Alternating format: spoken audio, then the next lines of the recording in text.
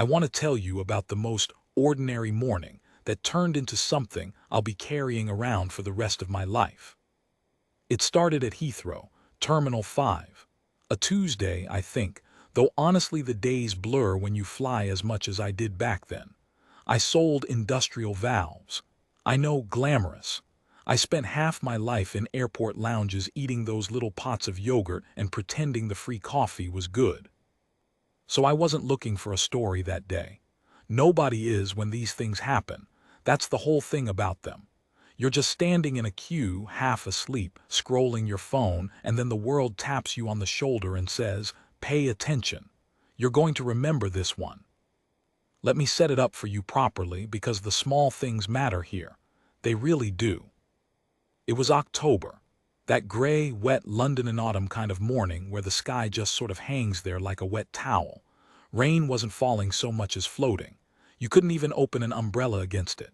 Everyone coming into the terminal had that damp, irritated look people get when the weather's been at them. Wet coats, squeaky shoes on the polished floor, that smell of rain and jet fuel and burnt coffee that every airport in the world seems to share. The flight was to Edinburgh, short hop, maybe an hour and 10 in the air. The kind of flight people take for granted, where nobody's emotional at the gate, nobody's crying goodbye.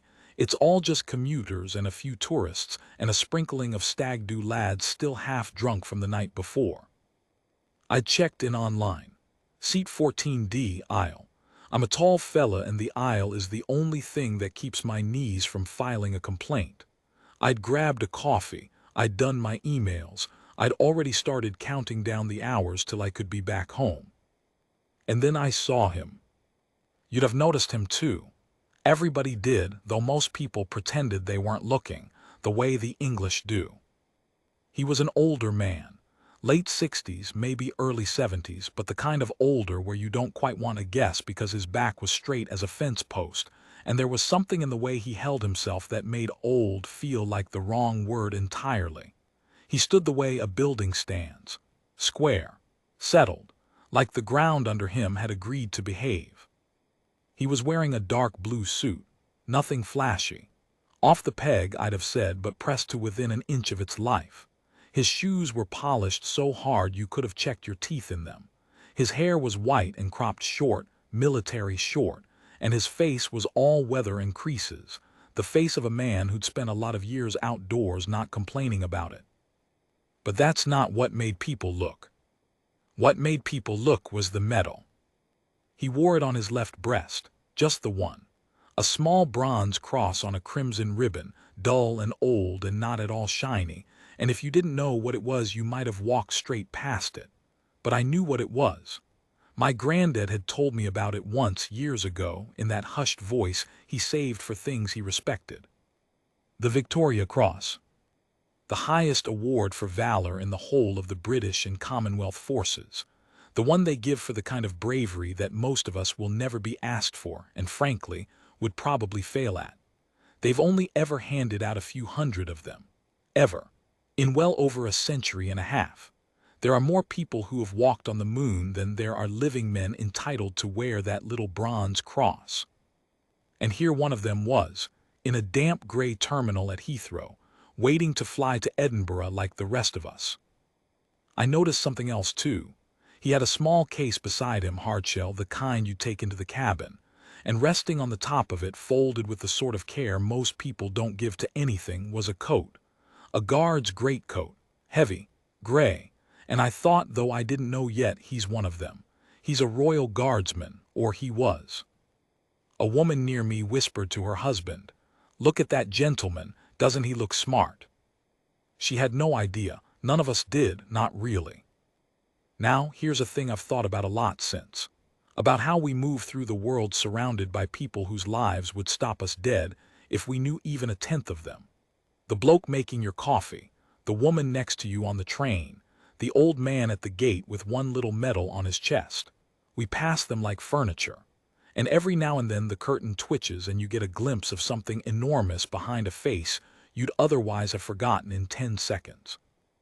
I keep his name, so let me give it to you now, because he deserves to be more than the old man. His name was Walter Crane. I didn't learn it at the gate. I learned it later, the hard way, when his name was being said out loud by people who had no business saying it the way they did. But I'll call him Walter from here on, because by the end of that day I felt like I knew him, even though we never properly spoke more than a few sentences. Walter Crane, a name like a churchyard, a name from another time. Boarding started late. It always does. The gate agent, young lad lanyard, that bored sing-song voice they all have, called the rows in their usual order, families with children. Then the priority lot. Then us, the herd, the back rows shuffling forward, clutching boarding passes like lottery tickets.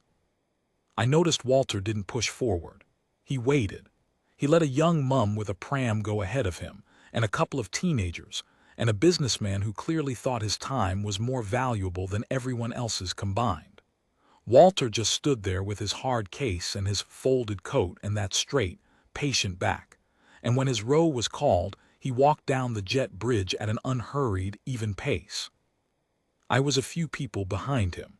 I watched the back of that white head bob along under the fluorescent lights.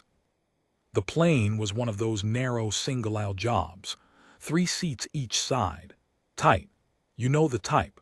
You turn sideways to let the trolley pass and you still end up with someone's elbow in your ribs.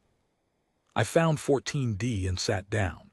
And small world, smaller plane, Walter Crane was in 14C right next to me. Window? No. He had the aisle on the other side, the C seat, and I was the D aisle on mine. So we were back to back across the aisle near enough. I could see him clearly, close enough to nod. I nodded. He nodded back, polite, reserved, a man who didn't waste words. He took his seat carefully, the way older men do, one hand on the armrest, lowering himself like he didn't fully trust the chair to be there. He set his case under the seat in front, and then he did the thing that I keep seeing when I close my eyes. He took the folded greatcoat, and instead of stuffing it in the overhead bin, he laid it across his lap like a blanket, smoothed it once with the flat of his hand, and rested both hands on top of it. I don't know why that got me, it just did. There was something about it, like the coat meant something, like he wasn't going to let it out of his sight. The cabin filled up around us. The usual chaos, people wrestling bags into bins that were already full, a baby starting to grizzle, the stag lads, 4 of them, piling into the rows behind us, loud, already cracking open the little cans they shouldn't have brought on, laughing too hard at things that weren't funny. And up front the cabin crew were doing their thing. 3 of them, 2 women, 1 man, and there was a 4th I'd find out, a senior one. The purser, I think they call it, the boss of the cabin. Her name, and I only know it because it was on a little badge and because, well, you'll see, was Miss Dunmore. I'm not going to pretend I remember the badge perfectly, but the name stuck because of how she said it later, like it was a title and not a name. She was maybe 40, crisp, sharp, hair scraped back so tight it looked painful, the kind of professional polish that can go one of 2 ways. It can be warm or it can be a wall. Hers that morning was a wall. I noticed her clock Walter before we'd even pushed back. Her eyes went to him, to the seat number, to a tablet in her hand, and a little line appeared between her eyebrows. I didn't think anything of it. Why would I? That little line, though, that was the beginning of everything. We sat at the gate for a while. The captain came on, that lovely reassuring drone they all have, told us there was a slight delay with our paperwork, which I've since learned can mean anything from a missing form to the plane being held together with hope, and that we'd be on our way very shortly. We were not on our way very shortly. The stag lads got louder. One of them, the loudest, kept calling for more drinks, and the male steward had to come down twice and ask them, very politely, to keep it down and to stop opening their own cans. They laughed at him. Of course they did. There's a certain kind of man who only gets braver the more uncomfortable he makes everyone else. Walter didn't react to any of it. He sat with his hands on his coat, looking straight ahead, calm as a Sunday. Once, when one of the lads said something genuinely foul, I won't repeat it, I saw Walter's jaw tighten just slightly. But he didn't turn around. He didn't say a word. There was a stillness to him that I can only describe as discipline. The discipline of a man who's seen the worst of what people can be, and decided a long time ago that drunk idiots on a plane weren't worth the breath. I respected him already, and I didn't even know him. Then Miss Dunmore came down the aisle. She stopped at row 14. She looked at Walter. She looked at her tablet. And she said in that bright, hard customer service voice that has absolutely nothing to do with kindness, "Sir, I'm going to need to ask you to move."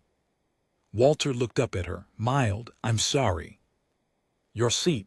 There's been an issue with the seating allocation. I'm going to need to move you." Now I'll be honest with you. At this point I assumed it was nothing, a genuine mix-up. Happens all the time. Double-booked seat, a family that wants to sit together, whatever. I went back to my phone. But Walter said, quite reasonably, "I booked this seat some weeks ago. 14C, I have the confirmation here if it helps." And he started to reach slowly for his inside pocket. "That won't be necessary," she said, and there was a coldness in it now. A don't argue with me coldness. "We need this seat. I'm going to have to ask you to move to the rear of the aircraft." The rear, row 31 or whatever it was. The very back by the toilets where the seats don't recline and the smell follows you for the whole flight. I looked up again now. So did a few other people. There's a frequency that an unfair thing gives off and human beings can hear it. Heads were starting to turn. Walter stayed completely calm.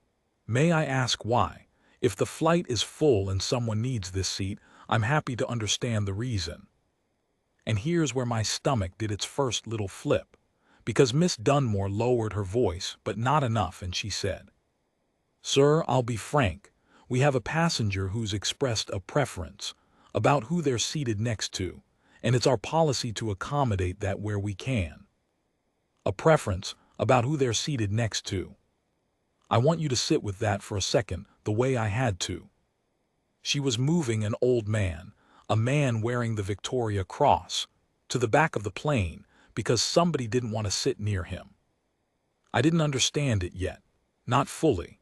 I thought maybe somebody had complained about the medal, thought it was political, who knows.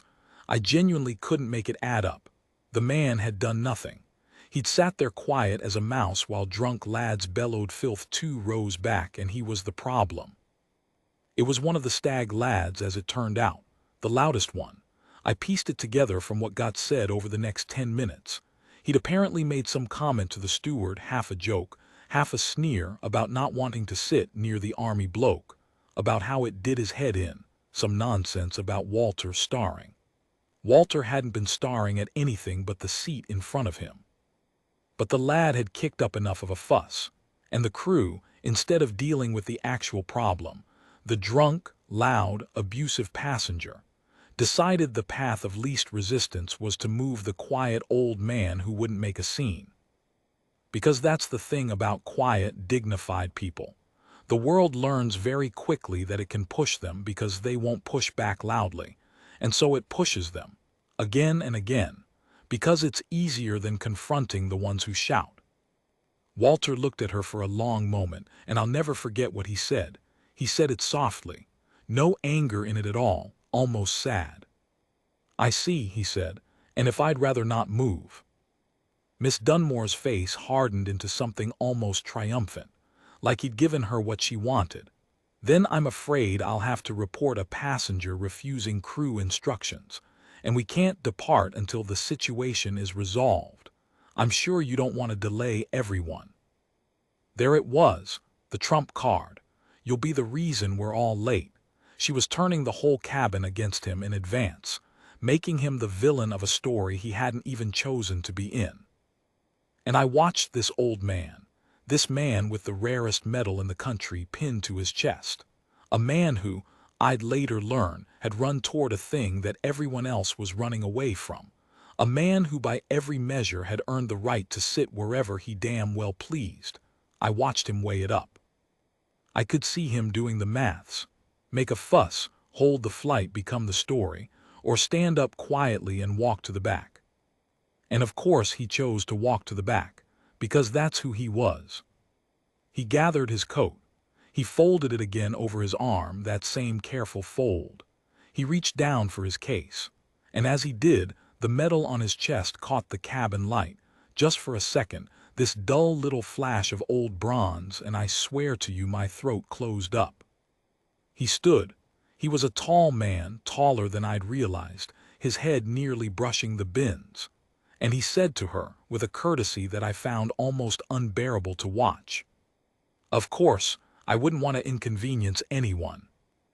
And he started to make his way to the back of the plane. Now I'm not a brave man. I want to be clear about that. I'm the kind of person who rehearses a complaint in his head and then says, "It's fine, thanks," out loud. I have let cold meals go back to the kitchen uneaten rather than send them back. I am, by temperament, a coward of the polite British variety. But something happened in my chest as I watched him go. Something I didn't decide. It just rose up.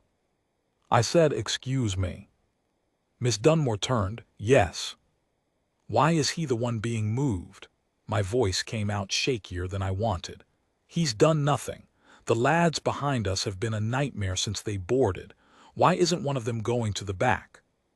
She gave me a flat, professional smile, the kind you can't argue with because there's nothing in it.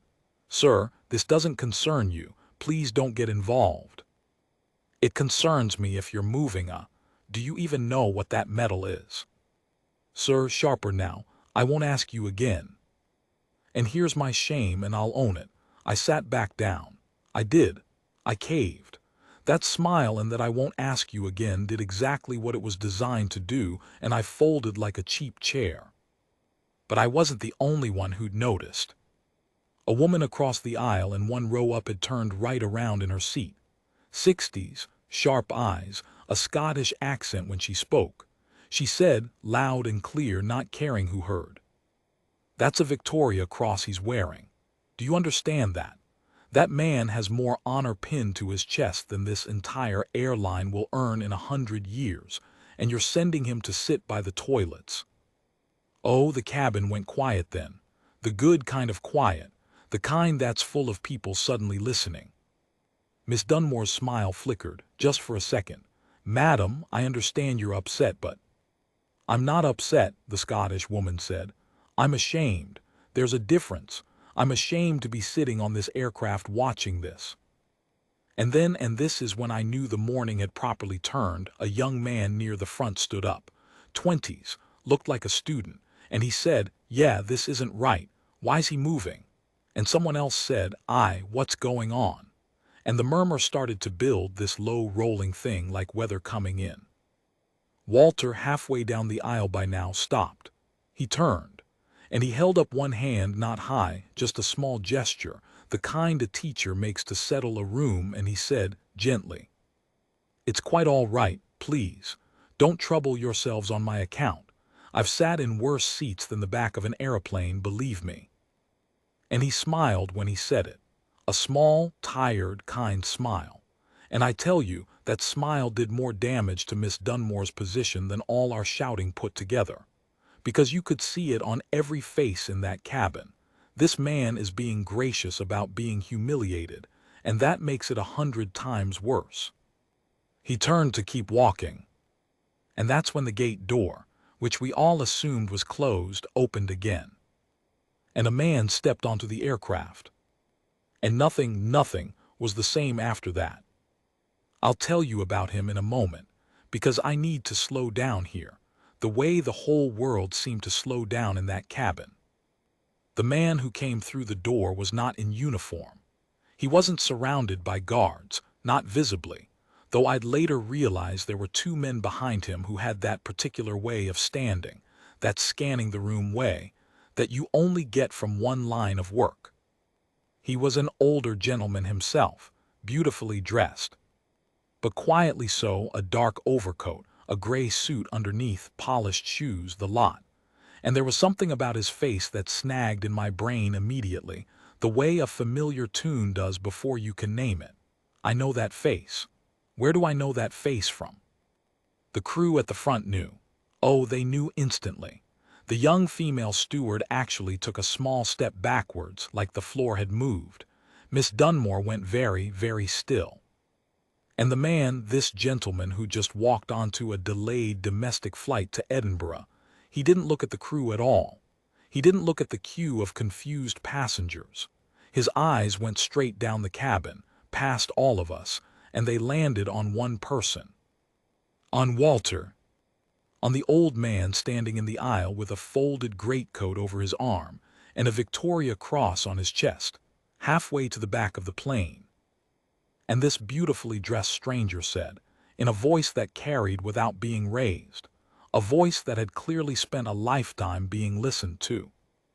Walter, Walter Crane, is that you?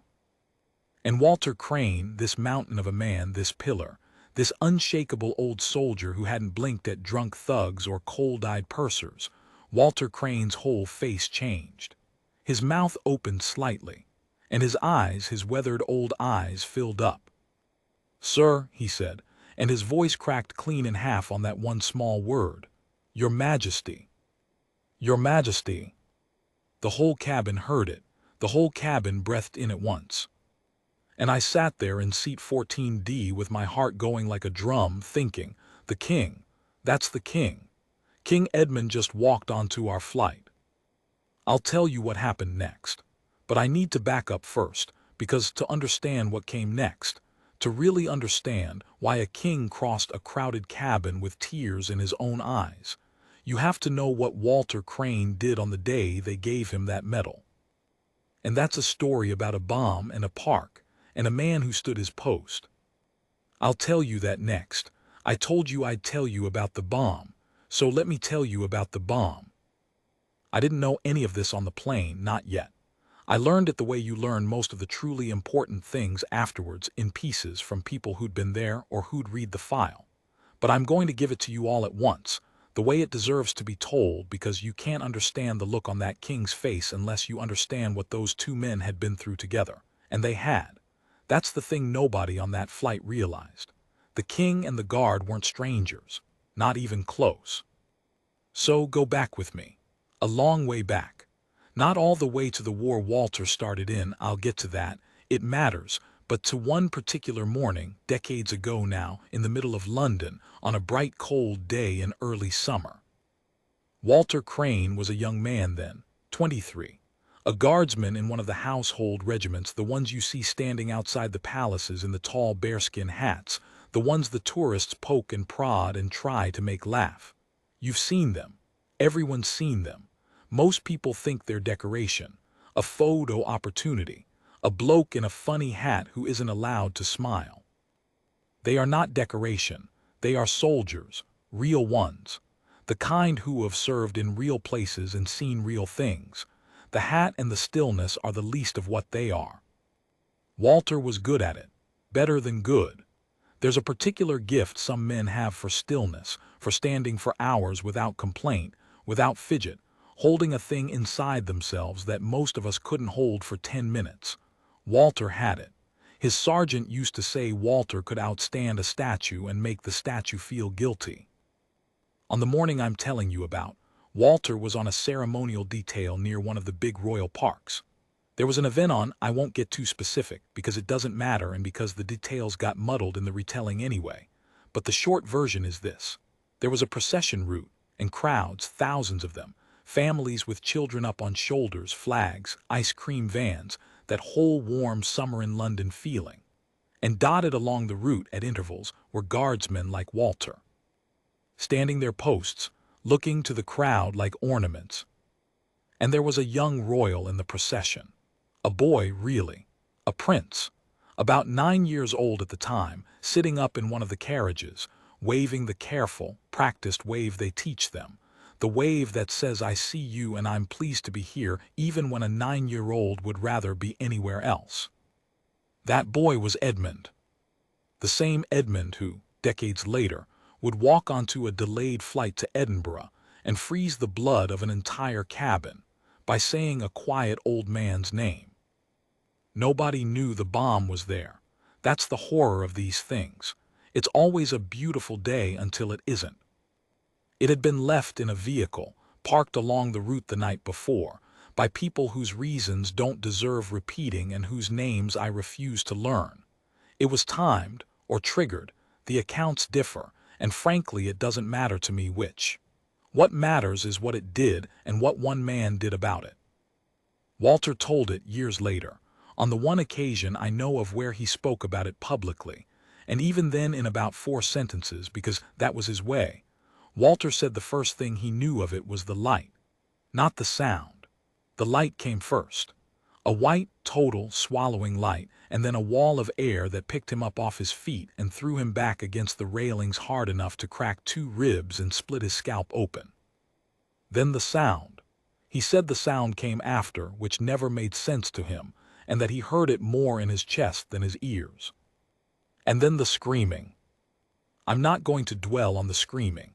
You can imagine it, and that's enough. A crowd on a summer morning, families, children, and then the worst thing imaginable in the middle of it. There were people on the ground. There was smoke, thick and black and oily. There was the particular chaos of hundreds of human beings all trying to run in different directions at once. And here is the thing that turns Walter Crane from a man into a story. He was 23 years old. He had a cracked skull and broken ribs. He could barely hear. He'd just been thrown a dozen feet through the air. Every animal instinct in his body and ours, all of ours, we'd all feel it, every instinct was screaming at him to get away, to run, to find cover, to survive. The carriage with the boy in it was perhaps 40 yards from the blast.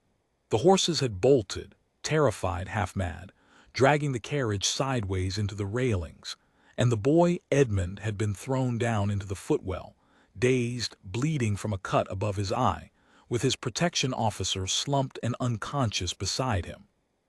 And there was a second device. That's the part most people don't know. The first bomb is rarely the only bomb. The people who do these things know that the first blast brings rescuers, brings police, brings crowds rushing to help, and so they leave a second one, timed to go off minutes later, to kill the helpers. It's about the most evil thing one human can plan against another, and it's a known tactic, and the men who'd planted the first bomb had planted a second. Walter saw it, or he saw the man.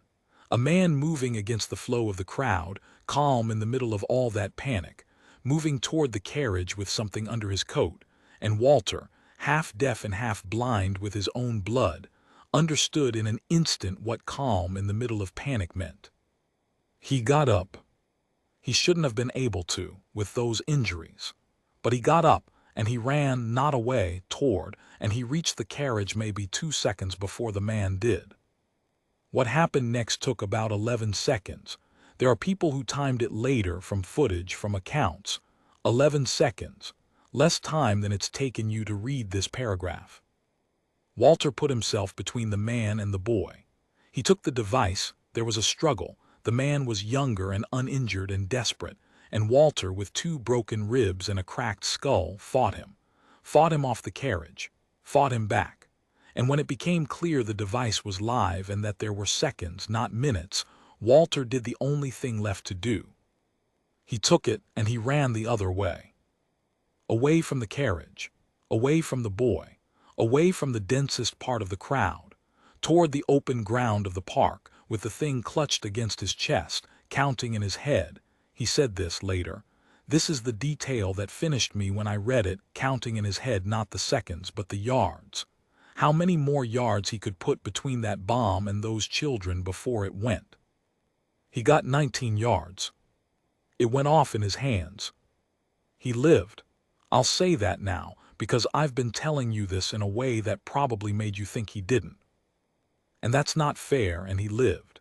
He lost most of the use of his left hand. He lost a good deal of the hearing in one ear permanently. He carried scars on his chest and arms that he never showed anyone, that the people who loved him only ever glimpsed by accident. He spent 8 months in hospital and learned to do up his own buttons again with a hand that didn't fully work, and he never once, not on any record I could find, complained about a single bit of it. The boy lived too. Edmund.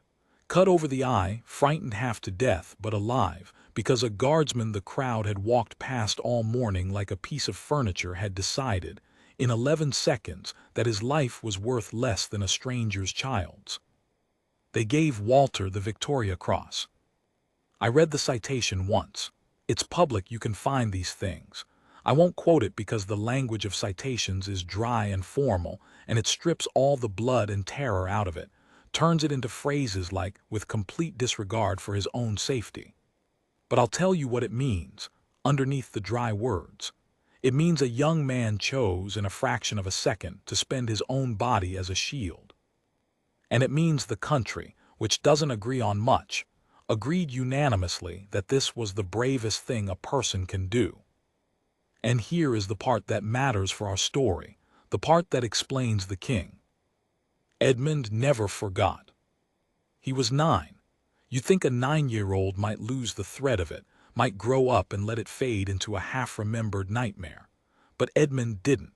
He grew up knowing, with the certainty you only get from something happening to your own body, that he was alive because of Walter Crane.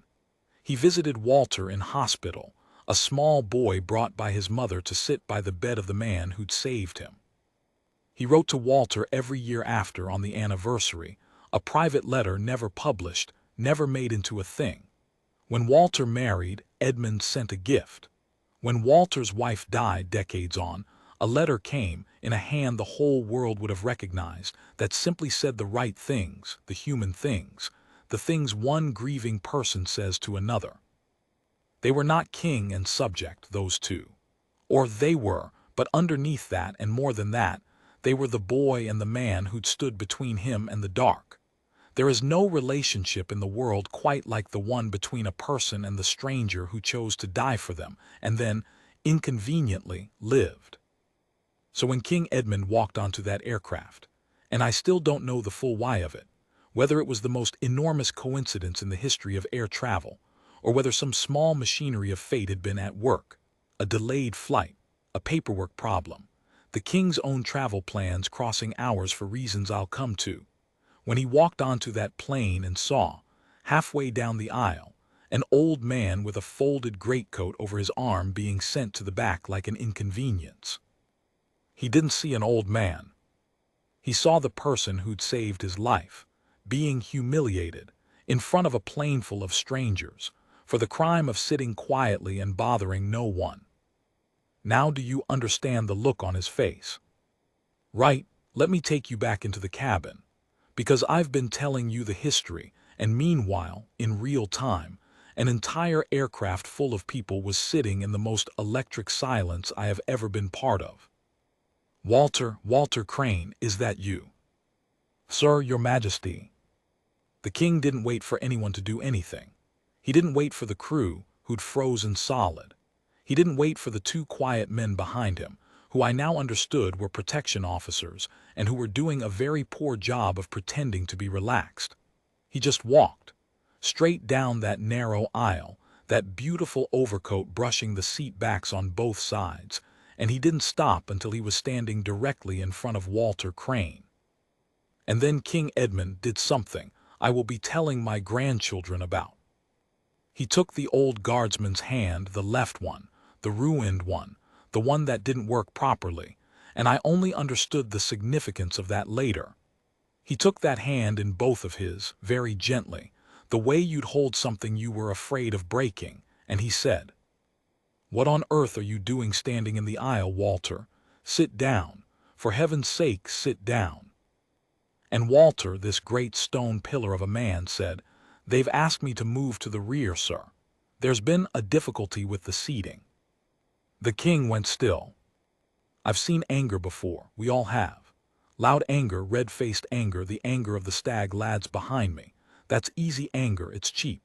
What I saw cross King Edmund's face was something else entirely, something colder and quieter and 1,000 times more frightening. He didn't raise his voice. He didn't have to. He turned his head slowly and he looked at Miss Dunmore, who was standing by the galley with her tablet held against her chest like a shield, and he said, in a voice you could have skated on, "Who asked this man to move?" Nobody spoke. "I'll ask once more," said the king, and the temperature in that cabin dropped another 10 degrees.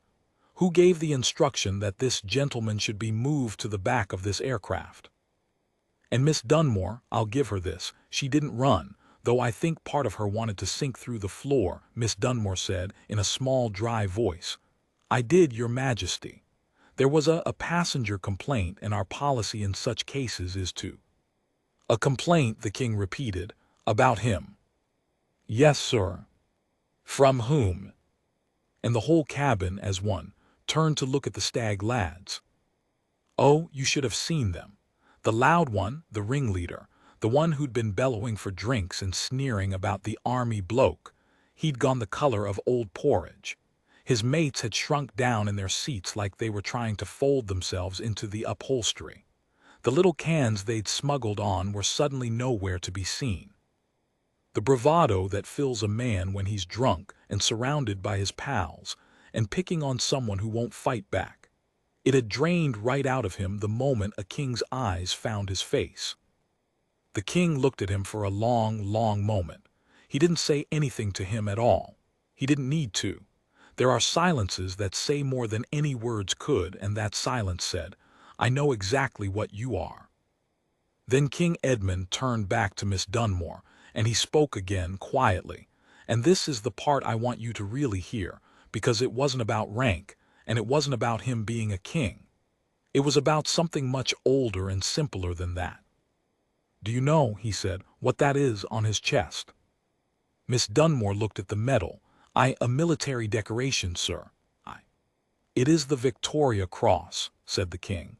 It is the highest award this nation can give. They have made fewer than 1,500 of them in over 150 years. And do you know why this man has one? Silence. Because when I was 9 years old, said the king, and here is where his own voice betrayed him. Here is where it thickened and roughened and stopped being a king's voice and became just a man's. When I was 9 years old, this gentleman put his body between me and a bomb. He carried it away in his own 2 hands. He has not had the proper use of his left hand from that day to this hand.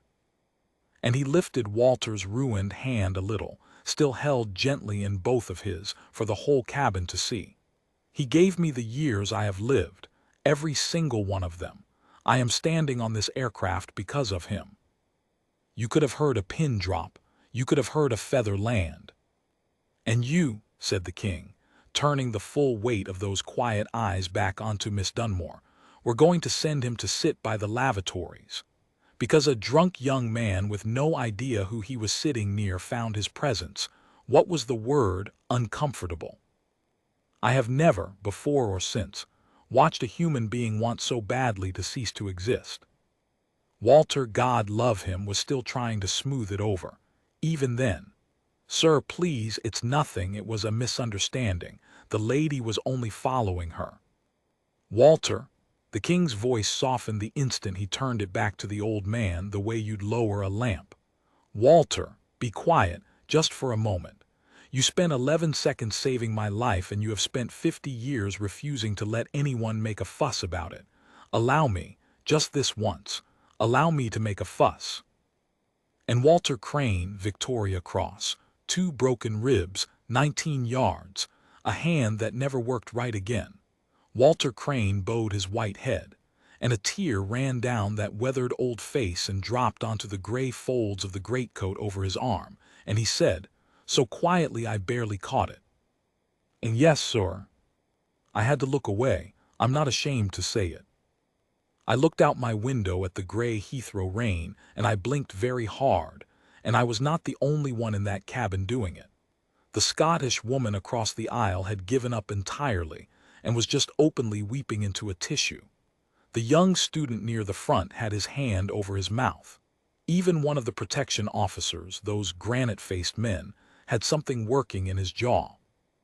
And then the king straightened up, and the man fell away, and the monarch came back, and he turned to the crew, and his voice was perfectly level and perfectly clear when he said the thing that decided everything that came after.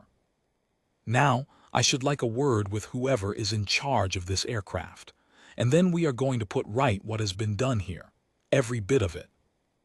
And the cabin door at the front opened again, and the captain stepped out of the flight deck, and you could see on his face that he already knew word travels fast on an aeroplane, even from the cockpit, that his ordinary Tuesday morning flight to Edinburgh had just become the most important hour of his entire career.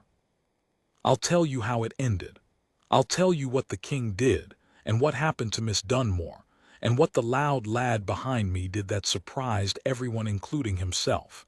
And the last thing Walter Crane said to me, the coward in 14D, before we landed. But that's the last part of the story. And it's the part that still, all these years later, makes it hard for me to talk about without stopping for a moment. So, the captain stepped out of the flight deck. He was a big man, the captain, 50s. Silver at the temples, 4 stripes on his sleeve, that calm, weighed-down look that the good ones have, like a man who spent 30 years being the steadiest person in every room he's ever walked into. And I watched him take in the whole scene in about a second and a half. The king standing in the aisle holding an old man's hand, the purser white as paper by the galley, a plane full of strangers starring, half of them in tears, and I saw him make a decision. He didn't go to the king first. That's what struck me. You'd think he would. Protocol, nerves, whatever, but he didn't. He walked straight past the king with a small, respectful nod as he passed, and he went to Walter. And he put out his hand and he said, "Sir, I'm the captain of this aircraft, and I owe you an apology that I'm not sure I have the words for." Walter took his hand. "There's no need, Captain, really. You weren't even." "There's every need," the captain said. "It's my aircraft. Everything that happens on it is mine, including this, especially this." He looked at the medal and then he looked Walter in the eye and he said something I didn't expect. He said, "My father served. He used to tell me there were 2 kinds of brave, the kind that makes noise and the kind that stands still. He said the second kind was the one that actually held the line." He paused. "He'd have given anything to shake your hand, sir. So I'm going to do it for him, if that's all right." And he shook Walter's hand again, properly, both of them, and Walter's chin did that thing again, that small crumple that a proud man's face does when it's been moved past the point it can hold. Then the captain turned to the king. "Your Majesty, whatever you need." "What I need," said King Edmund, "is for this gentleman to be seated, comfortably. And I should like to sit with him if there's room, because we have a great deal of catching up to do, and I'm not letting him out of my sight again for at least an hour. And here's the thing about that flight. It was a short domestic hop, no first class to speak of, no grand cabin to sweep him into, just rows of cramped economy seats and the smell of instant coffee. There was nowhere fancy to put a king, and the king didn't ask for anywhere fancy. He looked down the cabin at the seats and he said, perfectly cheerfully, "I'll take whatever's going. Is there a spare seat near Walter's?" There was. There was 14A and 14B, the window and middle on the far side, empty because of some other no-show. And so the king of the whole country folded his beautiful overcoat over his arm, and I noticed he folded it the exact same way Walter folded his greatcoat, that same careful, deliberate fold, and I wondered if he'd learned it from him, or if it was just the kind of thing men of that vintage all did. And he sat himself down in a middle economy seat, 14B, knees up against the seat in front like the rest of us mortals, and he patted the window seat beside him and said, "Walter, here by me." And Walter Crane sat down next to his king in a cramped row on a delayed flight to Edinburgh, and the two of them began very quietly to talk about what I couldn't hear and wouldn't have listened if I could. But I saw them laugh. Twice. I saw the king throw his head back at something Walter said and laugh like a boy, and I saw Walter, stone Walter, statue Walter, grin. And for a moment the 50 years just fell off the both of them, and you could actually see, the 9-year-old and the young guardsman underneath. "Now, Miss Dunmore, I've thought a lot about what I want to say about her, because it would be easy to make her a monster and leave it there. But that's not quite what I saw, and I want to be honest with you." The captain took her up to the front, into the galley, and pulled the curtain, and there was a quiet conversation that none of us were meant to hear, and that I'll respect by not inventing the details of. I don't know exactly what was said. I know she didn't work the rest of that flight. One of the other crew took over the cabin, a younger woman who did it with a sort of trembling care, like she was terrified of putting a foot wrong in front of the king and Walter and all of us watching. But here's the part I didn't expect. About 20 minutes into the flight, after we'd taken off and leveled out and the seatbelt sign had gone, Miss Dunmore came back down the aisle, on her own, pale, composed, but with red rims round her eyes that told you she'd been crying behind that curtain. And she stopped at row 14, and she crouched down, actually crouched down in the aisle to be at Walter's level, not standing over him this time, and she said, in a voice with all the starch gone out of it, "Mr. Crane, I owe you an apology, a real one, not a policy one." She swallowed.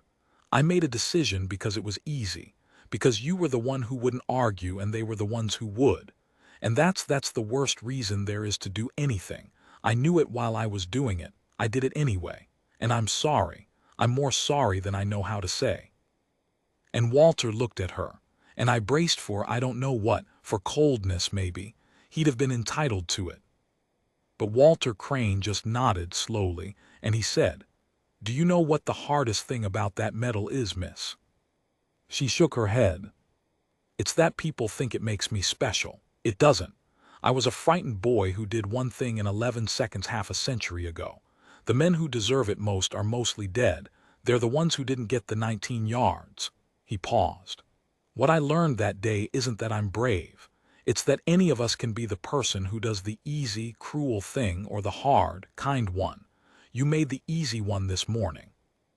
You're making the hard one right now, crouched down in this aisle in front of all these people. That's the one that counts. That's the only one that ever counts." He held out his good hand. "We'll say no more about it." And she took his hand, and she put her head down for a second, and then she got up and went back to her work.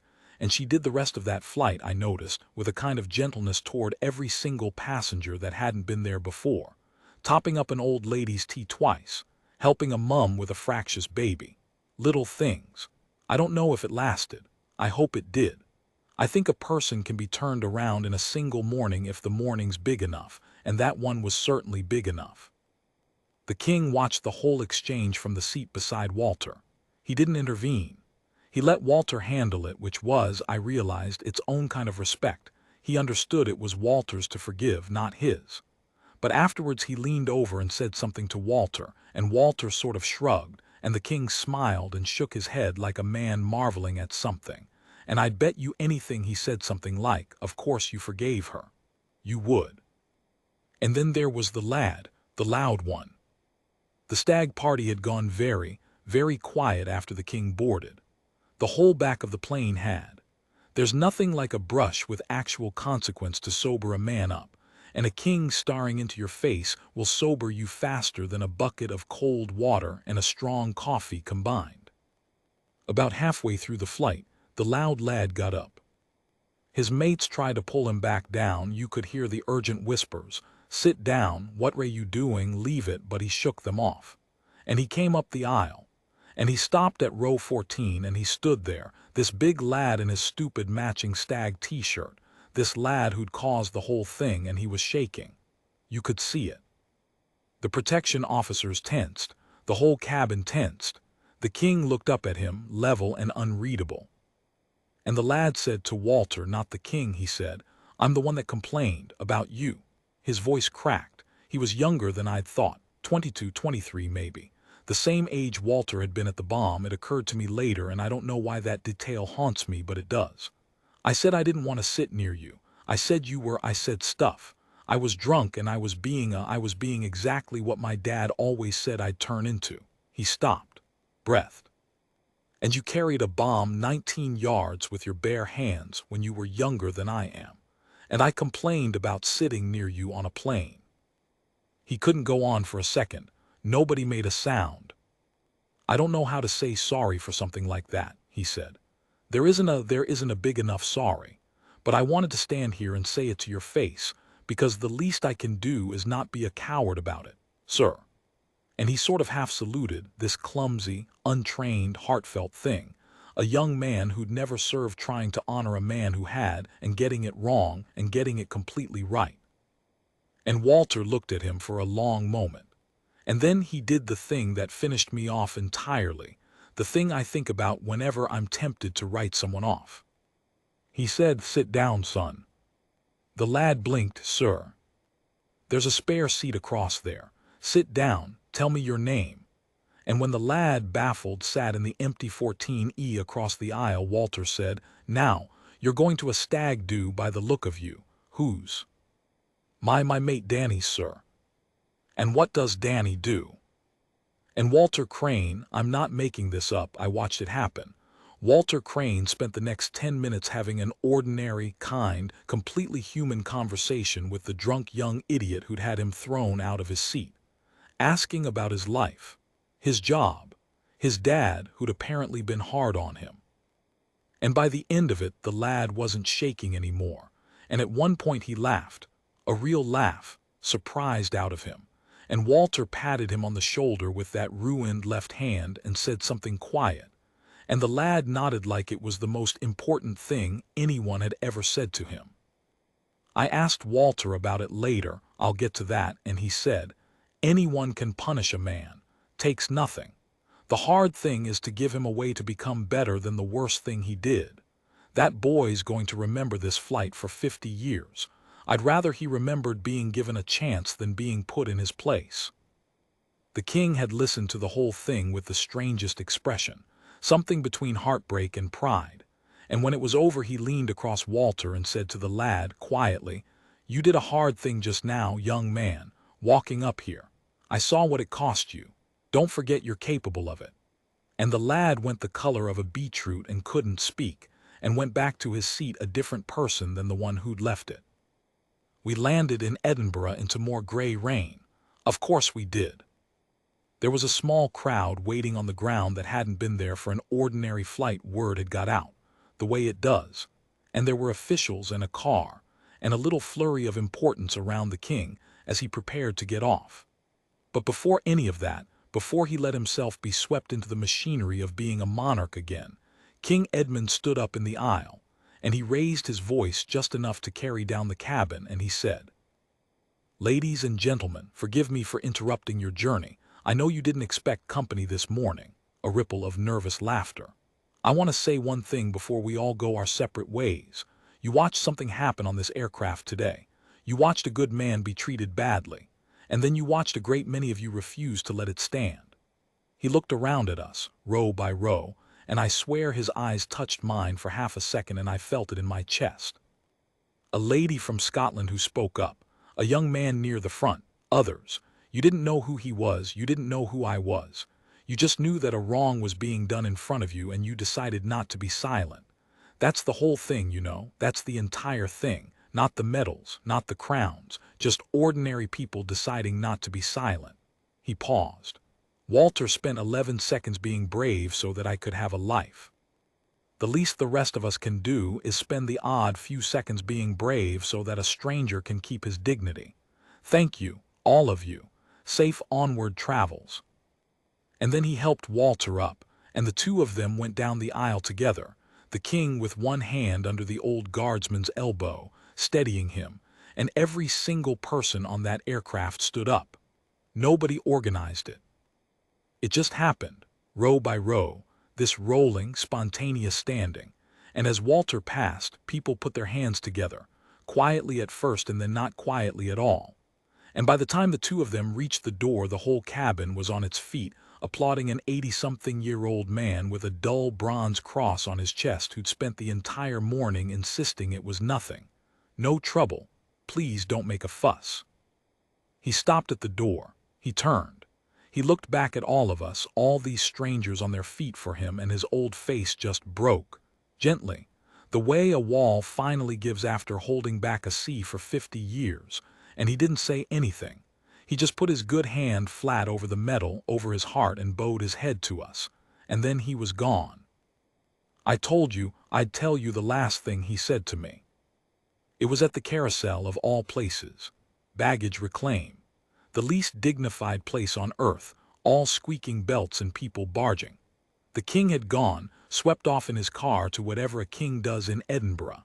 And I looked up and there was Walter just standing at the carousel like the rest of us, waiting for a bag, completely alone now. This enormous man made small again by an ordinary place. And I don't know what got into me. I'm not a brave man. I told you that at the start, but I walked over and I said, Mr. Crane, I'm the one who was sitting next to you. In 14D, I felt like an idiot. I just wanted to say, when they moved you, I tried to say something and then she gave me that look and I sat back down. I caved. And I felt sick about it the whole flight. I should have stood up. I'm sorry I didn't. And Walter Crane looked at me with those weathered eyes, and he didn't tell me it was fine. And he didn't tell me not to worry about it, which is what a polite man says. He took me seriously. He gave me the courtesy of the truth. He said, but you did say something. You said the first thing before the Scottish lady, before any of them. You went first. He nodded slowly. It's the going first that's hard, son. Everybody can join in once it's started. You started it. Then you got frightened and sat down. Well, of course you did. You're a human being. The brave thing isn't never being frightened. I was frightened the whole 19 yards. The brave thing is doing the first bit before the fear catches up with you. He picked up his case. A porter had appeared, fussing, but Walter waved him off and lifted it himself with the good hand. You did the first bit. Don't you dare carry it round as a failure. Carry it round as the morning you went first. And then he shook my hand, this firm, dry, warm grip, and he said the thing I have carried with me every single day since. The thing I'm really telling you this whole long story just so I can tell you. We don't get to choose our 11 seconds, he said. We don't get to know when they're coming. The bomb, the aisle, the carousel, you never know which moment is the one that's going to ask you who you are. So you just have to decide ahead of time, every morning, what kind of man you're going to be when it comes. And then when it comes, and it always comes, you'll already know. And he picked up his bag, and he gave me a small nod, and he walked out into the gray Edinburgh rain, an old man with a folded greatcoat over his arm and the rarest medal in the country on his chest, that the whole world had walked past for 50 years like a piece of furniture. I never saw him again. He died a few years later, peacefully in his sleep, which I think is exactly the death a man like that earns, having spent his big death already at 19 yards decades before. There was a small notice in the paper. Most people who read it had no idea who he was. But I knew. And now you do too. So here's the only thing I ask of you, having kept you this long. The next time you're standing in a queue, or sitting on a plane, or waiting at a carousel in the gray rain, the next time you pass some quiet old soul that the whole world is walking past like furniture, slow down. Just for a second. Because you have absolutely no idea who's standing next to you. And you have no idea when your own 11 seconds are coming. So decide now, while it's quiet, while there's still time. Decide who you're going to be.